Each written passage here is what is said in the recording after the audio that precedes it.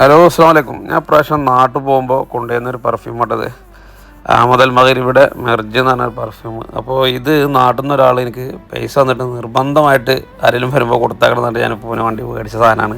അപ്പോൾ ഞാൻ എൻ്റെ റിവ്യൂ ഇടാൻ വിചാരിച്ചാണ്. നിങ്ങൾ നാട്ടിലേക്ക് പോണ ആളൊക്കെ ആണെങ്കിൽ ആൾക്കാർ ചോദിക്കും നിങ്ങളുടെ ഏതാ പെർഫ്യൂം എന്ന്. അങ്ങനത്തെ ഒരു സാധനമാണ് ഈ സാധനം. കാരണം എന്താ വെച്ചാൽ നാട്ടിൽ ഞാനൊരു കല്യാണത്തിന് പോയപ്പോൾ ആൾക്കാർ ഇത് അറിയുന്ന ആൾക്കാർക്ക് അറിയാതെ ഒരുപാട് ആൾക്കാർ റിവ്യൂ ചെയ്തിട്ടുണ്ട്. അപ്പോൾ ഇതിനെക്കുറിച്ച് നിങ്ങളിതിൻ്റെ റിവ്യൂ നോക്കിയിട്ട് മേടിച്ചാൽ മതി.